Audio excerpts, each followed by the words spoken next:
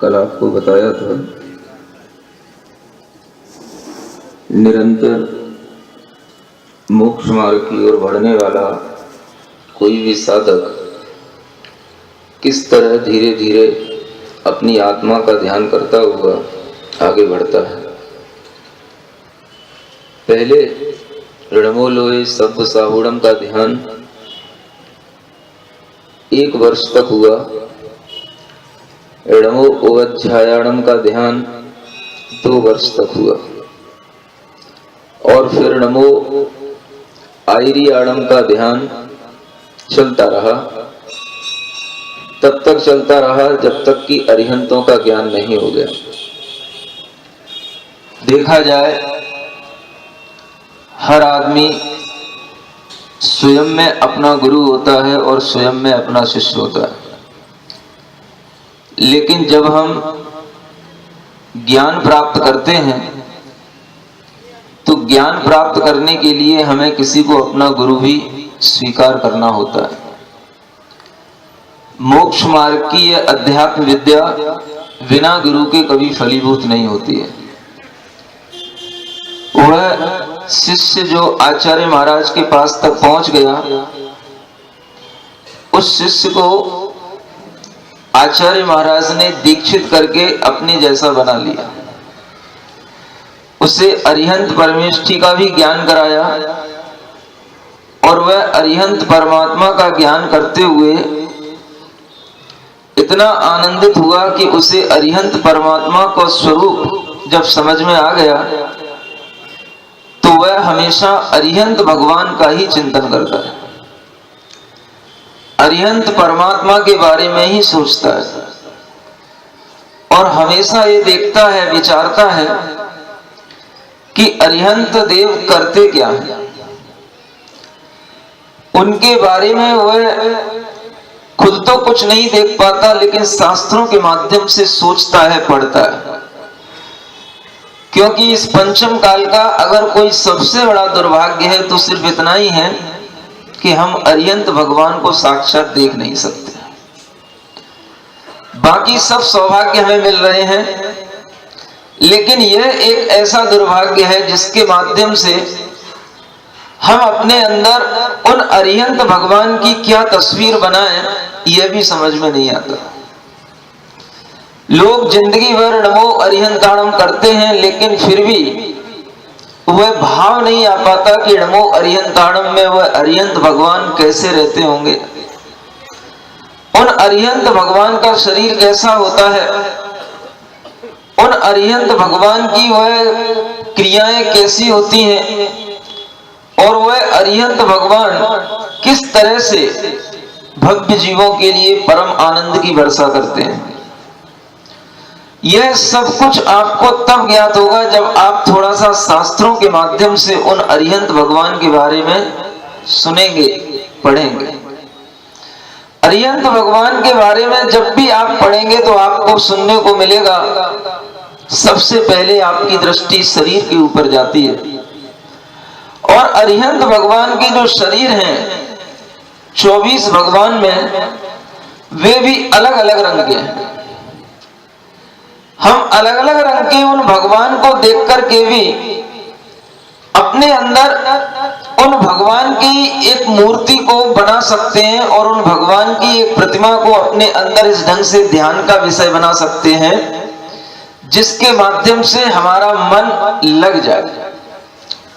उन अरिहंत भगवान को अगर आप सबसे पहले कुछ भी रूप में देखना चाहेंगे तो आपको वह दिखना चाहिए, चंदे ही निम्मलरा आय चेम अहिपया संता।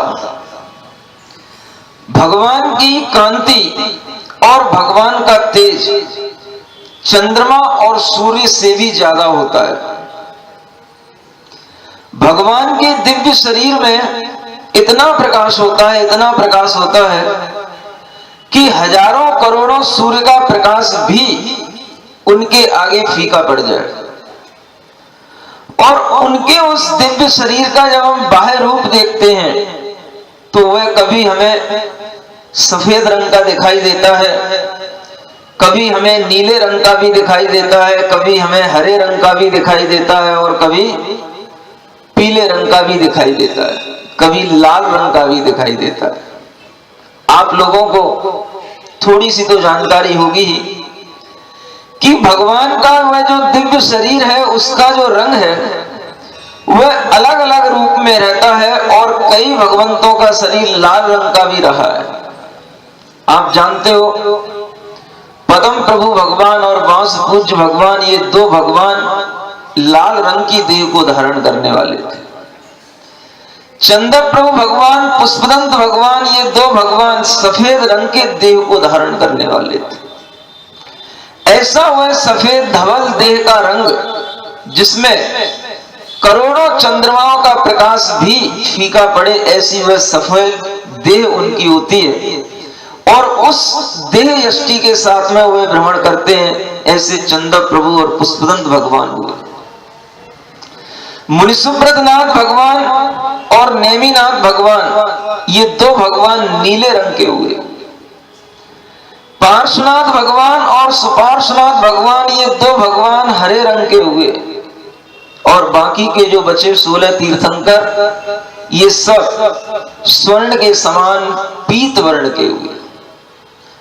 ऐसे इन अरिहंतों की देह यष्टि को देख करके, और जिनके शरीर में अनेक विशेषताएं रहती हैं, केवल ज्ञान की प्राप्ति होने के बाद में उनका शरीर इतना हल्का हो जाता है कि वह हमेशा आकाश में ही विहार करते हैं, कभी भी धरती का स्पर्श नहीं करते। उनका शरीर सामान्य मनुष्य के अंदर जैसी सप्त धातुएं होती हैं, हड्डी, मांस, रक्त आदि, इन सबसे उनका शरीर उठ जाता है, रहित हो जाता है। और उनकी वह देह यष्टि इतनी पारदर्शी होती है, इतनी निर्मल होती है कि उसका आप अंदाजा केवल शास्त्रों को पढ़कर के ही लगा सकते हो। णमो अरिहंताणम कहते हुए भी आपको वह ज्ञान तब होगा जब आप निरंतर उन अरिहंत भगवान के शरीर का इस रूप में चिंतन करें। उन अरिहंत भगवान के शरीर का भले ही हम अनेक अनेक रंगों में चिंतन करें, लेकिन उन रंगों के साथ में हमें यह दिखाई दे कि भगवान जब विहार करते हैं तो असंख्य देवी देवता उनके चरणों में रहते हैं, और वह देवी देवता भी उनके चरणों के आगे, उनके चरणों के नीचे, उनके चरणों के पीछे अनेक फूलों को बिछाते हुए चले जाते हैं, और भगवान के चरण उन फूलों को स्पर्श नहीं करते हैं। लेकिन जहां भी भगवान के चरण रखे जाते हैं वे फूल सुरभि से भर जाते हैं, और वे फूल हेम के समान, स्वर्ण के समान सुंदर हो जाते हैं। ये भगवान के चरणों का दिव्य प्रभाव, भगवान की उस दिव्य काया का दिव्य प्रभाव, ये जब हमें पढ़ने को मिलता है और सुनने को मिलता है, तब हमारी दृष्टि थोड़ी सी आती है कि नमो अरिहंताणम में हम किनको नमस्कार कर रहे हैं। और अरिहंत कहते हुए भी हमारा ध्यान कहां जाना चाहिए? अरिहंत कहते हुए भी हमारा ध्यान उन प्रतिमाओं से भी ऊपर हट करके उस दिव्य ऊंचाई के साथ में जिनकी काया रहती है, उस काया के ऊपर जाना चाहिए। 500 धनुष की भगवान की काया होती है। जो आदिनाथ भगवान हुए वो 500 धनुष के हुए, और अगर सबसे छोटे भगवान देखे जाएं तो महावीर भगवान हुए जो 7 हाथ के हुए। उन भगवंतों की उस काया में इतनी निर्मलता, इतना प्रकाश और इतना उनके अंदर की वह काया की पारदर्शिता, उसे देख करके आप अपने मन में विचार कर सकते हो कि वह भगवान का रूप कितना सुंदर होता होगा। जब हम भगवान की प्रतिमा को देखते हैं तो प्रतिमा को देखने में इतना आनंद आता है, तो जो भगवान का वास्तविक रूप होगा वह कितना सुंदर होगा।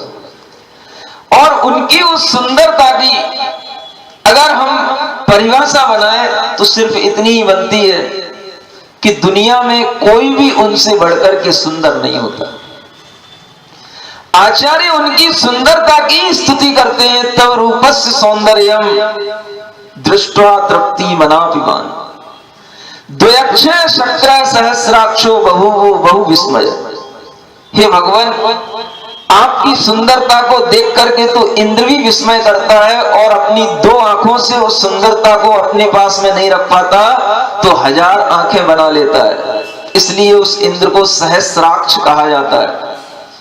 जब वह भगवान के रूप को देखने के लिए 1000 आंखें बना लेता है तो उसका एक नाम सहस्राक्ष पड़ जाता है और वह इंद्र भगवान को देख करके इतना आनंदित होता है कि वह भगवान के सामने नृत्य ही करता रह जाता है। उससे कहना नहीं पड़ता भैया नृत्य करो।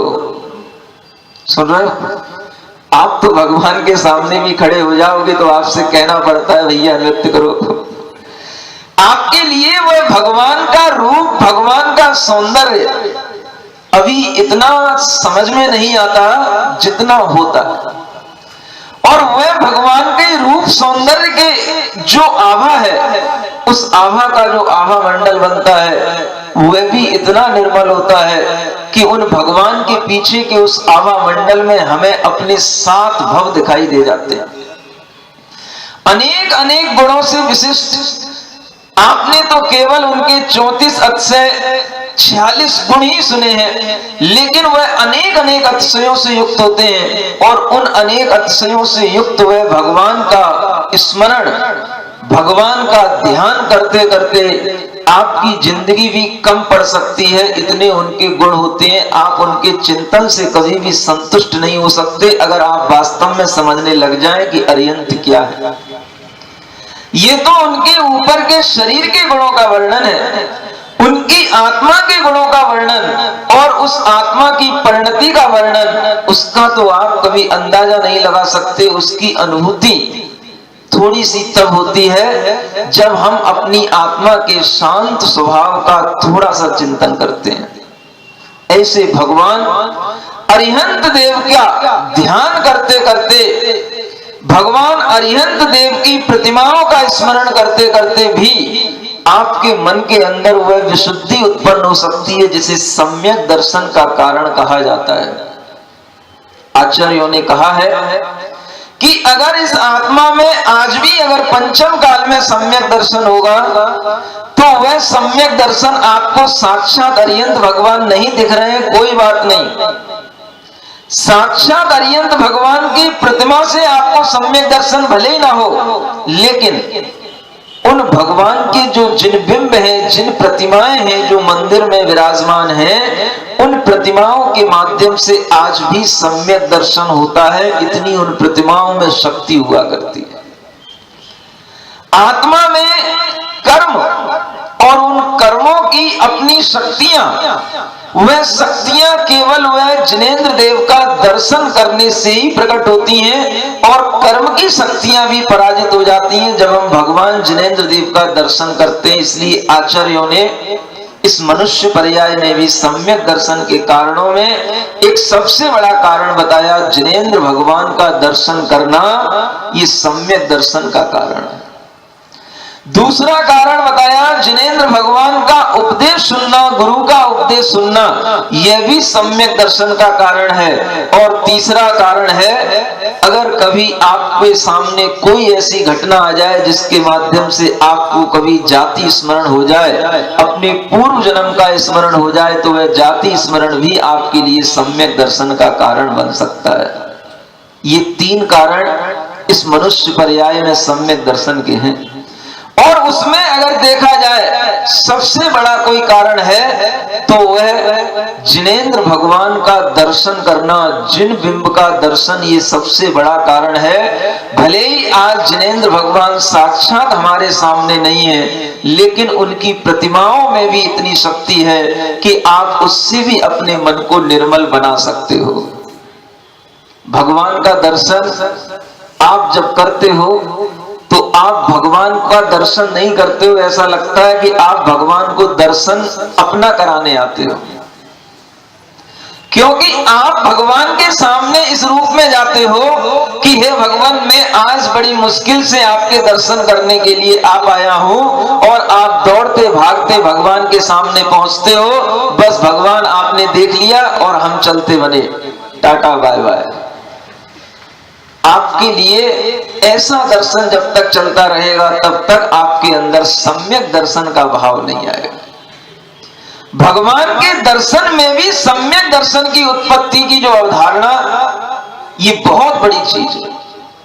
और पंचम काल में, जिसे हम अभी दुर्भाग्य कह रहे थे, हम कहते हैं चलो कोई बात नहीं, हमें जिनेंद्र भगवान के साक्षात दर्शन नहीं होते, लेकिन उनकी प्रतिमा के दर्शन से अगर आज भी हमें सम्यक दर्शन हो जाता है तो हमें उन अरिहंत भगवान का अपनी श्रद्धा में वह रूप दिखाई देगा जो उनका वास्तविक रूप है।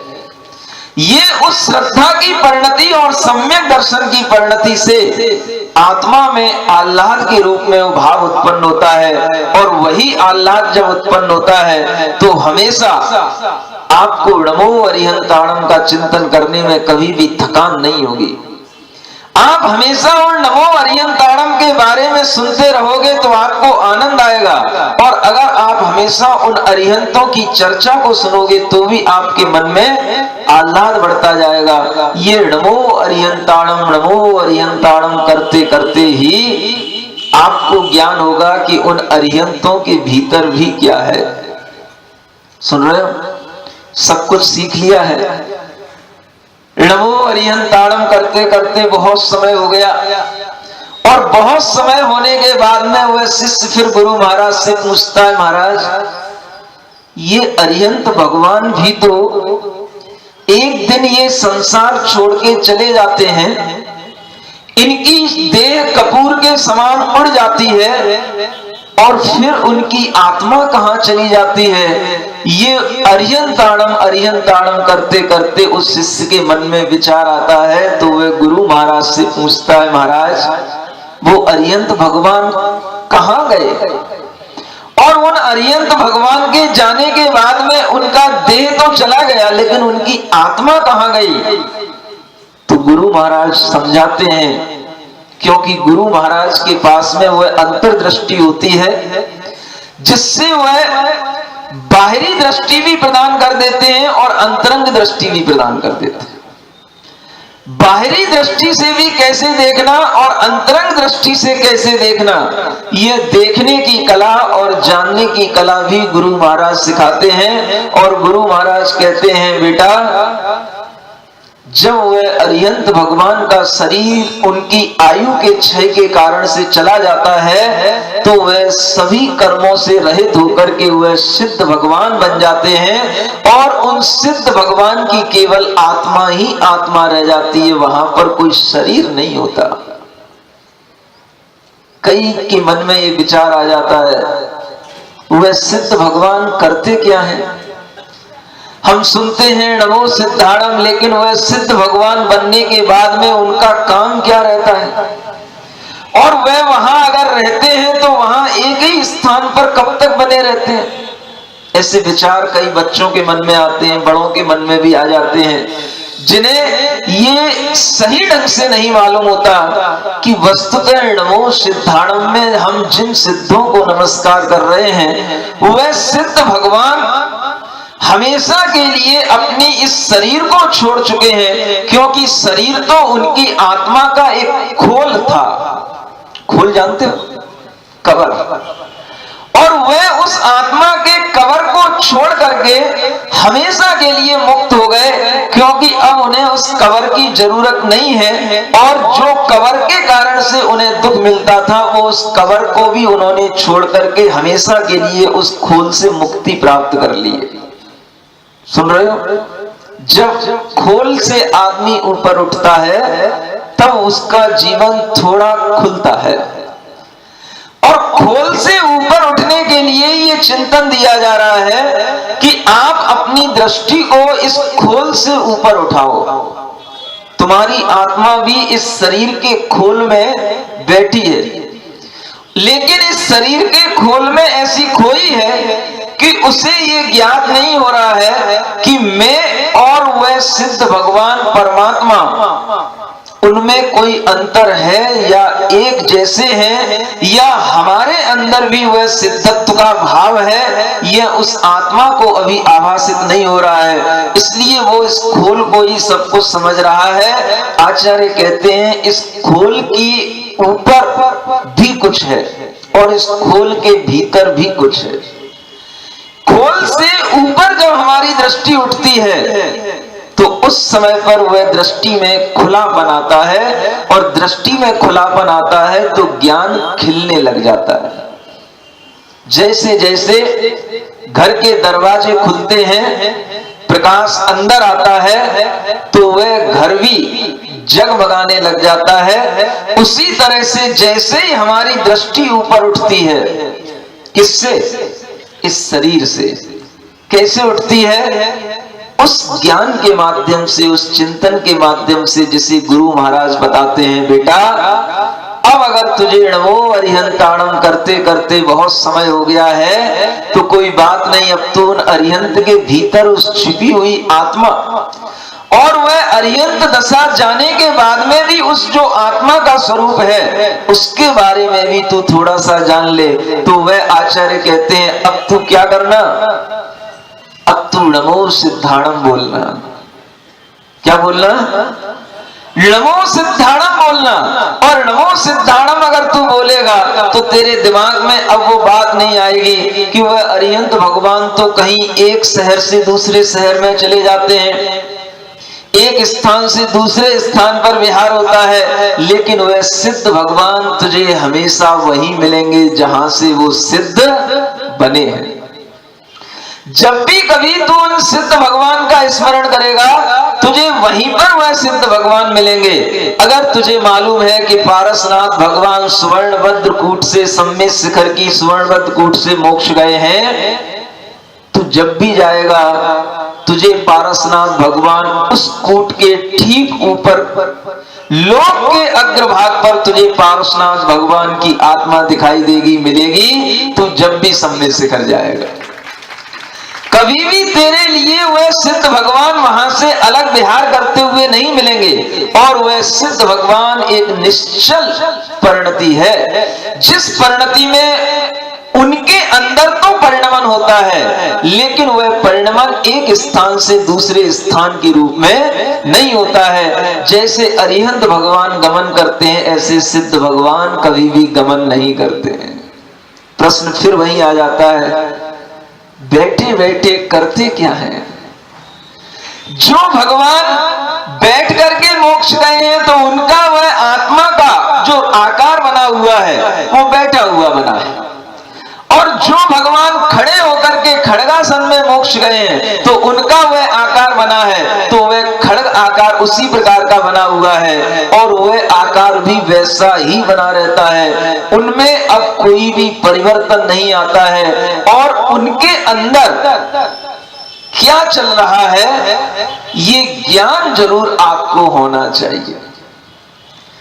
आत्मा के अपने ही जो स्वाभाविक गुण हैं, जो आत्मा का अपना नेचर है, अपना स्वभाव है, वह स्वभाव जब प्रकट हो जाता है तो उस स्वभाव में ही वे लीन रहते हैं, उन्हें फिर किसी विभाव की आवश्यकता नहीं पड़ती है। ये स्वभाव और विभाव क्या होता है? आपने गर्म पानी और ठंडा पानी तो देखा ही होगा। पानी का स्वभाव शीतल है, ठंडा है। गरम हम उसे कर देते हैं और वह गरम भी तब तक रहेगा जब तक कि उसमें उष्णता रहेगी। अगर आप उसे गरम करके छोड़ देंगे तो वह पानी पुनः अपने स्वभाव में आ जाएगा। स्वभाव है उसका शीतलपन, ठंडापन। उसी तरह से समझाया जाता है, बेटा आत्मा का स्वभाव अपने ज्ञान और अपने सुख में रमण करना है। ये शरीर तो एक खोल है और इस शरीर के अंदर न सुख है न इस शरीर में कुछ ज्ञान है। हमने ये मान लिया कि इस शरीर में सुख है, इस शरीर में ज्ञान है, और जब उन्हें ये खोल छूट गया तो अब उनकी आत्मा ही आत्मा रह गई। अब उन्हें किसी भी प्रकार का इस खोल से उत्पन्न होने वाला दुख भी नहीं रहा। कई लोग पूछते हैं वो कुछ खाते नहीं है, वो किसी को देखते भी नहीं है, वो किसी से कुछ बातें नहीं करते, उन्हें कभी प्यास नहीं लगती। बेटा ये भूख, ये प्यास, ये देखना, ये बातें करना भी इस खोल के साथ में है। और ये खोल हमेशा पड़ा रह जाता है, ये खोल हमेशा छूट जाता है। लेकिन जो इस खोल को छोड़ देता है वह हमेशा के लिए मुक्त हो जाता है। अभी समझ में नहीं आया? खोल जब छूट जाता है तो वह नया खोल प्राप्त करने के लिए चला जाता है, लेकिन जब ये आत्मा इस खोल को छोड़ देता है तो वह हमेशा के लिए इस खोल से मुक्त हो जाता है। जैसे एक तोता अगर किसी पिंजड़े में बना हुआ है, किसी पिंजड़े में है, कोई दूसरा व्यापारी आता है, उस तोते को खरीद ले जाता है, उसको दूसरे पिंजड़े में ले जाके डाल देता है। कभी चांदी के पिंजड़े में तोता पहुंच गया, कभी सोने के पिंजड़े में तोता पहुंच गया, कभी लोहे के पिंजड़े में तोता पहुंच गया, लेकिन पिंजड़े में ही तोता रहा आता है। जब तक तोता खुद उड़ने की इच्छा नहीं करता तब तक पिंजड़ा उसका साथ भी नहीं छोड़ता है। सुन रहे हो? तोता को समझाता अभी तक तो समझ में आ जाती है, लेकिन तुम तोता से भी गए बीते हो। तोता को अगर ये समझाया जाता तो वो समझ लेता, और वह तोता अपने इस पिंजड़े को छोड़ करके उड़ जाता। लेकिन आपको अपना पिंजड़ा छोड़ करके जाने की अभी भी शक्ति प्रकट नहीं हो रही है। कौन सा पिंजड़ा? ये शरीर रूपी पिंजड़े में ये तोता रूपी आत्मा बैठा है। और जब कभी आपको याद आता है तो आप ये तो गा लेते हो कि तोता मन स्तन पिंजड़े में मन पंछी शोर मचाए, ऐसा कुछ बोलते हो। वह शोर जो मचाया हुआ आपको दिखाई देता है वो तो है ही, लेकिन जिस तोते की हम बात कर रहे हैं वो तोता अपना आत्मा, और वह आत्मा जब तक इस शरीर को छोड़ना नहीं चाहता तब तक उस तोते को कभी मुक्ति नहीं मिलती। इसलिए उन अरिहंत भगवान ने उस शरीर को, उस पिंजड़े को छोड़ने की साधना कई जन्मों से की थी। इस जन्म में उन्हें वह मुक्ति मिली कि वह तोते के माध्यम से वह पिंजड़ा छूट गया, और जब छूट गया तो अब उन्हें किसी भी प्रकार का दुख नहीं है, क्योंकि भूख तब लगती है जब शरीर होता है, प्यास तब लगती है जब शरीर साथ में होता है, मन में बेचैनी तब आती है जब मन अपने साथ में होता है। लेकिन एक ऐसा भी परिणमन होता है जहां ना शरीर है, ना मन है, ना वचन है, वहां केवल आत्मा ही आत्मा है, और वह आत्मा अपने ही दिव्य प्रकाश में, अपने ही स्वभाव में, अपने ही ज्ञान में और अपने ही आनंद में लीन है। उसका नाम है सिद्ध आत्मा। सुन रहे हो? तालियां बजाने के साथ साथ थोड़ा सा ये भी ध्यान कर लेना कि हम इन सिद्ध आत्मा पर विश्वास कर लें और हमारे अंदर ये चीज बैठ जाए कि सिद्ध भगवान को अब किसी चीज की जरूरत नहीं है। उनके अंदर अब इतना प्रकाश उत्पन्न हो गया है कि उन्हें अब किसी सूर्य के प्रकाश की जरूरत नहीं, किसी CFL के फ्लाइट की जरूरत नहीं, क्योंकि उनकी आत्मा में सब कुछ दिखाई दे रहा है। प्रकाश भी दिखाई दे रहा है और अंधकार भी दिखाई दे रहा है। ऐसे वह सिद्ध भगवान जो उस लोक के अग्रभाग पर विराजमान है, और वह सिद्ध भगवान एक बार जब बन जाते हैं तो अनंत काल तक वही परिणति बनी रहती है, और उस परिणति में कोई अंतर नहीं आता। क्योंकि एक बार अगर सोना शुद्ध हो गया, पाषाण में से एक बार सोना निकल आया, तो फिर उस सोने को कभी मिट्टी नहीं बनाया जा सकता। वह सोना हमेशा सोना ही रहता है। एक बार अगर गाय के दूध का घी बन गया तो वह घी घी ही रहेगा, फिर उसको हम दूध में परिवर्तित नहीं कर सकते हैं। उसी तरह से एक बार जब ये आत्मा अशुद्ध दशा से शुद्ध दशा को प्राप्त हो जाता है तो फिर उस आत्मा के अंदर कभी कोई विकारी भाव उत्पन्न नहीं होता, कभी उसके अंदर राग, अरति, द्वेष, मत्सर कोई भी भाव उत्पन्न नहीं होते। ऐसी उस आत्मा की शुद्ध स्वाभाविक परिणति का नाम सिद्ध आत्मा है, उसे कहते हैं नमो सिद्धाणम। और ये नमो सिद्धाणम जब समझ में आ जाता है तो अपने अंदर अपने आप ये भावना बनती है कि हम भी अब इस तन पिंजर से अपने आप को छुड़ाएं और इस तन पिंजर के अंदर जो ये आत्मा बैठा है उस आत्मा को मुक्त करें।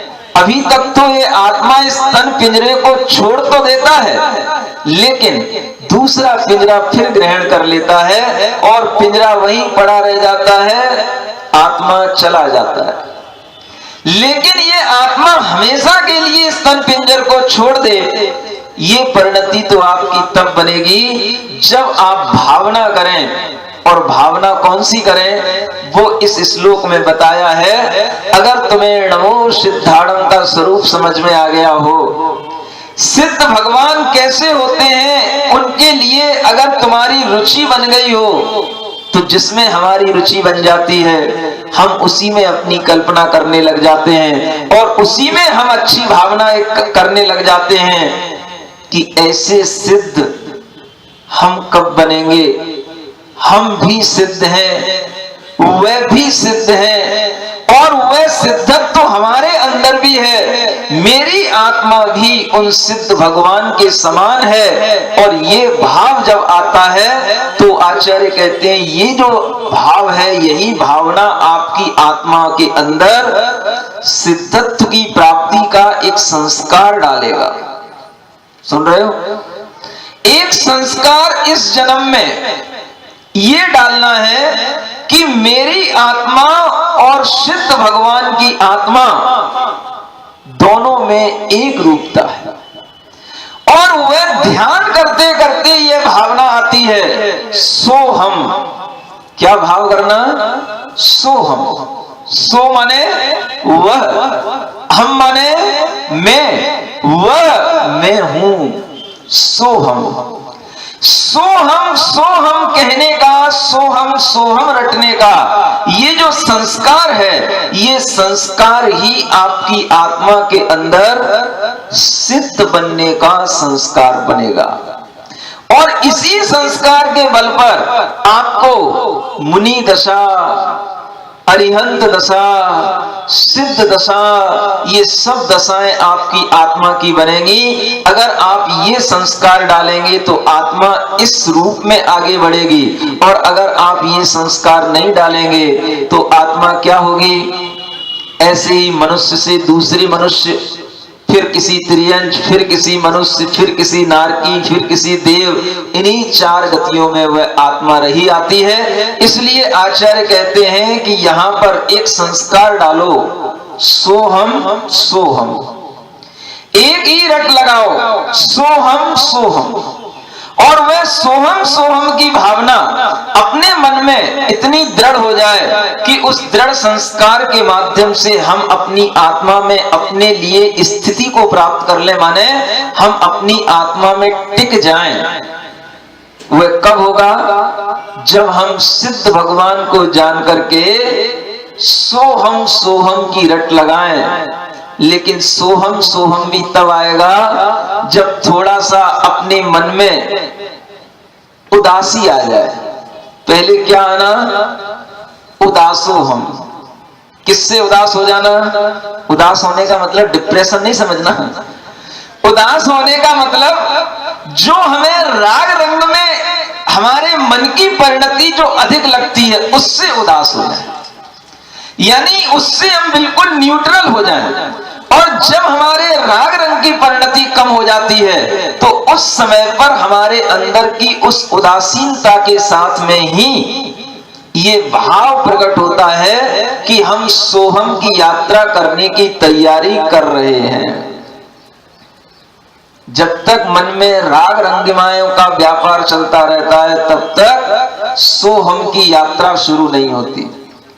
उसकी यात्रा शुरू करने से पहले उदासो हम, पहले क्या बनना, उदासो हम। और उदास बनने के लिए क्या करना, कम से कम जैसे आप मंगलाचरण में सुन रहे थे, पहले ब्रह्मचारी बनते हैं, फिर क्षुल्लक ऐलक बनते हैं। ये सब कब बनते हैं, जब थोड़ी सी उदासी आ जाती है। और वह उदासी का मतलब ही है कि हम थोड़ा सा इस संसार से दूर हटने के लिए घर परिवार से दूर हुए हैं, और वह उदासी की भावना में ही मोक्ष मार्ग की यात्रा शुरू होती है। इसलिए पहले क्या बनना पड़ेगा? थोड़ा सा। उदास का मतलब सैडनेस नहीं समझना, हाँ, उदास का मतलब डिप्रेशन नहीं है। उदास का मतलब है कि हम जिनके दास बने हैं उनकी दासता छोड़ दें, उसका नाम है उदास। अब आगे समझ में, किसके दास बने हैं? जो कुछ भी हमारे पास में, हम सबके दास बने हैं। एक दिन अगर हमें अपना बेटा दिखाई ना दे तो रोने लग जाते हैं। एक दिन अगर हमारा घर में जाना ना हो तो ऐसा लगता है कि हम कहां संसार में भटक रहे हैं। एक दिन अगर हमें अपनी पत्नी ना दिखाई दे तो हम तुलसीदास को भी क्रॉस कर जाते हैं। सुन रहे हो? वह दास्ता इतनी ज्यादा बड़ी हुई है, सब समझदार है, मतलब सब सुने हुए हैं, सबको मालूम है महाराज क्या कहना चाह रहे हैं। वह दास्ता इतनी बड़ी हुई है कि हमारी उस दास्ता के कारण से जो आत्मा के अंदर गुण है, आत्मा के अंदर जो वैभव है, उसके प्रति भी हमारा लगाव नहीं हो रहा। इसलिए वो दास्ता में जब कमी आती है तब यहां से ये उदास बनना शुरू होता है। भैया अब संसार के राग रंग से उदासी आ गई। ये तो बहुत बार कर लिया, ये सब तो बहुत बार देख लिया, इसमें कोई ज्यादा दम नहीं है। इस भावना का नाम ही उदासी है। लेकिन वह भीतर से तो बहुत ज्यादा एक्साइट रहता है, भीतर से बहुत ज्यादा वह उत्साहित रहता है, और भीतर से वह इतना उमंगित रहता है कि उसे उसके पास में कुछ नहीं होते हुए भी उसका मन कभी भी निराशता महसूस नहीं करता। कुछ भी नहीं है मुनि महाराज के पास में, लेकिन फिर भी उनके अंदर कभी कोई निराशता की भावना आपको देखने को क्यों नहीं मिलती है? कुछ नहीं होने के बाद भी उनके अंदर वैसी उदासी क्यों नहीं दिखाई देती जैसी उदासी तुम्हारे चेहरे पर रहती है? वैसी उदासी उनके चेहरे पर क्यों नहीं होती? क्योंकि उनके अंदर कोई दूसरी चीज की ललक है, और वह दूसरी चीज की जो ललक है वही उन्हें उस बाहरी चीज से दूर किए रहती है। इसलिए उदास होने के बाद में ऊ को भी हटा देना। पहले क्या बनना? उदासो हम। उदास बनने के लिए कम से कम तुम्हें ब्रह्मचारी बनकर के कुछ साधना करनी पड़ेगी। सुन रहे हो? ब्रह्मचारी कब बन सकोगे? घर में रह करके तो बन नहीं सकोगे। ब्रह्मचारी कब बनोगे? जब घर को छोड़ोगे, और घर तब छूटेगा जब तुम खुद छोड़ने की इच्छा करोगे। अब घर महाराज हमेशा के लिए तो छोड़ नहीं सकते, तो क्या कर सकते हो? 2, 5, 10 दिन के लिए तो छोड़ सकते हो। वह घर छोड़ने की भावना जब करोगे तो उसका नाम ही है उदासो हम। और जैसे ही ये भीतर से उदासो हम की भावना आएगी, आपको लगेगा हम मोक्ष मार्ग पर अब बढ़ने जा रहे हैं। कम से कम किराए के ही सही, नकली ही सही, कुछ दिनों के ही सही, कम से कम एक 10 दिन के लिए भी ब्रह्मचारी बनकर के ये अभ्यास करके देखना कि उदासो हम में कैसी फीलिंग होती है। क्या रहा समझ में? उदासो हम जब तक नहीं होगे तब तक दासो हम की प्रक्रिया आगे बढ़ेगी नहीं। ऊ हटाने के बाद में क्या बचा? फिर उस ऊ को भी हटाना, फिर क्या बचा? दासो हम। अब किसके दास? अब अपनी पत्नी के दास नहीं, अब अपने पुत्रों के दास नहीं, अब हम किसके दास बनेंगे? पंच परमेष्ठी के दास बनेंगे। अब हम अरहंत सिद्ध आचार्य उपाध्याय साधु के दास बनेंगे। और जब हमारे अंदर ये भावना आ जाएगी तो आपकी वह उदासी भी आपके अंदर ताकत देगी। दासो हम, ये दासो हम कहते हुए, सिद्ध भगवान की स्तुति करते हुए, एक दिन ऐसा भी आएगा जब आपके अंदर का वह दावी छूट जाएगा। सुन रहे हो? धीरे धीरे छूटता है सब कुछ। पहले ऊ छूटा, फिर दा छूटा, और दा छूटने के बाद में क्या बचेगा? फिर बचा सोहम। वही सोहम यहां पे लिखा हुआ है, सुन रहे हो?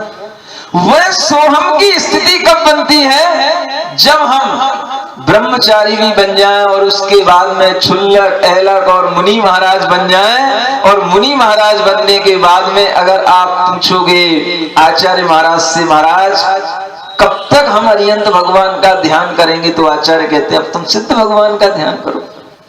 फिर एक दिन शिष्य ने पूछ लिया, महाराज सिद्ध भगवान का भी कब तक ध्यान करें?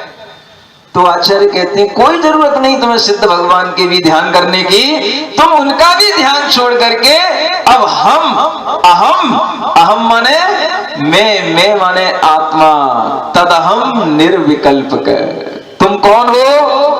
तुम निर्विकल्प स्व संवेदन गम्य आत्मा हो। तुम अपनी आत्मा का ध्यान करो, और तुम्हें अपनी आत्मा का ध्यान करने में अगर मन लग जाए तो कोई जरूरत नहीं, अब तुम सब छोड़ दो, सिद्ध, शुद्ध, आचार्य, उपाध्याय सब छोड़ दो। सुन रहे हो? लेकिन कब छोड़ोगे? जब स्थिति आगे बढ़े। अगली क्लास में पहुंचोगे तो पिछली क्लास छूट जाएगी। पिछली क्लास छोड़ने की भावना मत करो, अगली क्लास आगे पकड़ने की भावना करो। पिछली क्लास अपने आप छूटती चली जाएगी और आप पिछली क्लास को छोड़ना नहीं चाहो, उसी सीढ़ी पे जमे रहो। और अगली क्लास में हम पहुंच नहीं पा रहे हैं, इसलिए ये भी भावना करते रहो कि हम उस अगली क्लास में पहुंच गए, तो ये आपका एक अज्ञान होगा।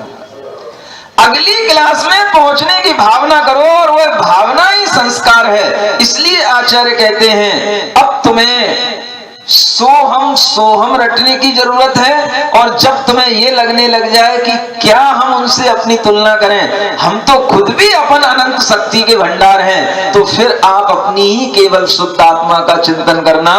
इसका नाम है शुद्ध समय सार स्वरूप अपनी शुद्ध आत्मा में लीन हो जाना। हम ही रह गए। ये वो प्रक्रिया जिसके माध्यम से ये जीवन चलता चला जाता है और आगे अंत तक वह स्थिति पहुंच जाती है। गुरु महाराज हमेशा अपने शिष्यों को इसी प्रक्रिया से गुजारते हैं, और वह सोहम तक की यात्रा कराने के बाद में भी उसे अहम की यात्रा कराते हैं। सुन रहे हो? जब गुरु महाराज से कहा कि हमें सम्यक शिखर की यात्रा करने के लिए जाना है, तो गुरु महाराज ने उस समय पर जानते हो क्या कहा? गुरु महाराज कहते हैं क्या करोगे सम्यक शिखर जाके? महाराज दुनिया जाती वहां पर सम्यक शिखर में, एक बार सम्यक शिखर जाने से सुना है ताय नरक पशुगत नहीं हुई। तो गुरु महाराज कहते तुझे तो वैसे ही नहीं होना, क्योंकि जो महाव्रत धारण कर लेता है उसको तो नरक पशुगति वैसे ही नहीं होती।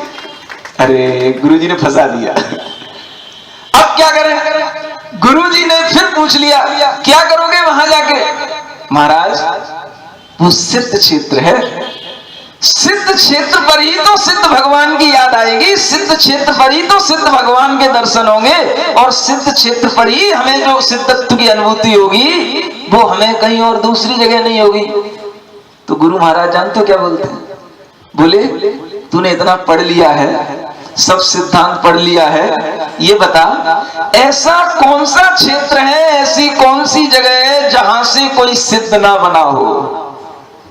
क्योंकि 2.5 द्वीप बराबर उस सिद्ध शिला के ऊपर, 2.5 द्वीप के बराबर वह सिद्ध शिला के ऊपर सिद्ध भगवान खचाखच भरे हुए हैं। ऐसा कोई भी स्थान नहीं है जिस स्थान से कोई सिद्ध ना बना हो। तू यहां पर भी रुक करके सिद्ध भगवान को देख सकता है, अपने ज्ञान का प्रयोग तो कर। सुन रहे हो? फिर कहते हैं गुरु महाराज ये बता ऐसा कौन सा काल है जिस काल में कभी कोई सिद्ध ना बना हो? इस समय पर भी सिद्ध बन रहे हैं, यहां भरत क्षेत्र से नहीं बन रहे, विदेश क्षेत्र से बन रहे। गुरु महाराज कहते हैं क्या करेगा वहां जाके? सुन रहे? गुरु महाराज से कभी भी कोई प्रार्थना की जाए वो प्रार्थना तुरंत तो कभी भी स्वीकार होती ही नहीं है। समझ में आ रहा है? चाहे आप उनसे ब्रह्मचर्य व्रत भी लेने जाओगे तो भी वो आपसे कह देंगे अभी बाद में आना। जब तक वे 2-4 बार आपको घुमा ना दे तब तक वे आपके लिए आगे बढ़ाने की भावना नहीं करते। ये उनकी एक विशेषता है, क्योंकि उसमें वो परीक्षा ले लेते हैं। वो क्या परीक्षा ले लेते हैं? तुम्हारे अंदर कितनी श्रद्धा है, कितना समर्पण है। 4 बार मना करने के बाद में भी अगर तुम हमारे पास में आ रहे हो तो इसका मतलब है कि तुम्हें हमसे कुछ लौ लगी है। तब वो कहेंगे हाँ अब 1 साल का ब्रह्मचर्य व्रत ले ले। सुन रहे हो? सामने वाला तो आता है मन बना के महाराज हमें तो आप मुनि दीक्षा दे दो। इतनी जल्दी कुछ नहीं होता है, धीरे धीरे मोक्ष मार्ग पर आगे बढ़ना। और वह उसकी परीक्षा लेकर के मोक्ष मार्ग पर उसे आगे बढ़ाते हैं। और जब आगे बढ़ाते बढ़ाते भी जब वह देख लेती हैं वह इसके लायक है तभी उसके लिए वह दीक्षा दी जाती है। नहीं तो बहुत से ऐसे भी लोग रह जाते हैं जो ब्रह्मचारी जब आते हैं उससे पहले के क्षुल्लक अलग हैं और वो अभी तक क्षुल्लक अलग ही बने रहते हैं। और वह मुनि महाराज बन करके ब्रह्मचारी अपना कल्याण करने लग जाता है, वह मुनि दीक्षा को प्राप्त कर लेता है। क्योंकि ये सब गुरु की दृष्टि की विशेषताएं हैं।